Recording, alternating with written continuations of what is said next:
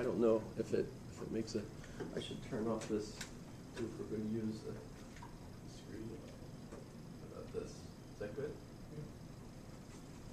But so how do you set up a society? This is really an attempt to set up a utopia, if you think about it. It doesn't call it that. I don't think, I keep thinking, I haven't looked up the word for a republic in Greek. It seems to me it might come close to utopia, actually. I don't think it's the same. Utopia literally means a good society, whereas a utopia without the EU is essentially a chaotic society. So there's been puns on that. I don't know if I mentioned that or not, but like Thomas More's Utopia, how did he spell that? He spells it utopia instead of EU, utopia. You get really a criticism of his contemporary society, which seems to be the case. There's a whole genre of utopic studies. We have a professor here who's very interested in that, by the way. Seems to me it's Toby. I think it's Toby Whitcomb. Actually, is Toby Whitcomb still teaching at UAA? I'm not sure. Are you familiar with Toby? He's also the Harry Potter freak and the J.R.R. Tolkien freak. So he's, I shouldn't use freak not freak in a bad sense, but he loves all that stuff. He actually gives courses on it, so that's kind of interesting.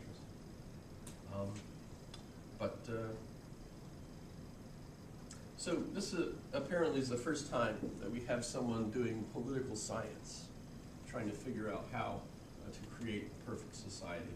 And so it's going to be kind of silly, I think. But what he wants to do to start off is take all of the children away from parents as soon as they're weaned. So as soon as they're weaned, we put them all in one great big kindergarten, basically, where they're supervised by adults that don't even know which parents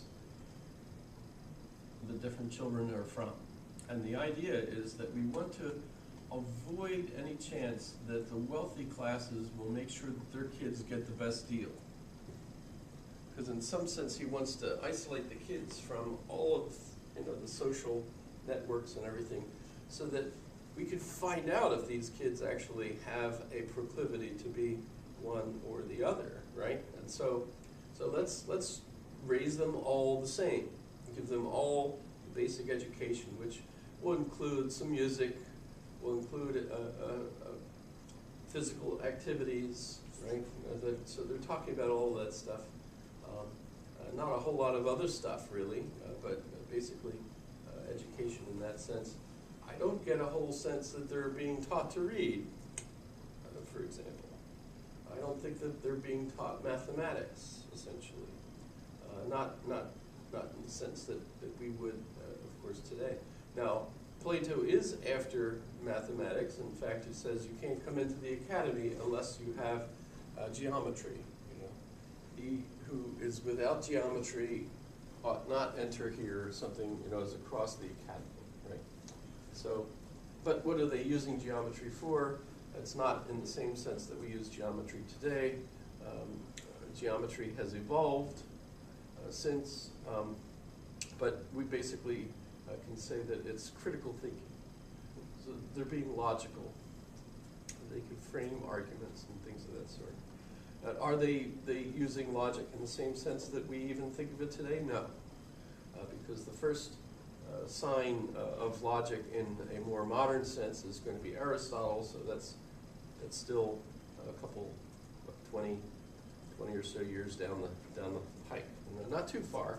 It could very well be that some of that was being discussed, but Plato never gives us a sense of logic in the sense that Aristotle would give us. Aristotle's going to give us that in 3 of his different books, the prior analytics, the posterior analytics, and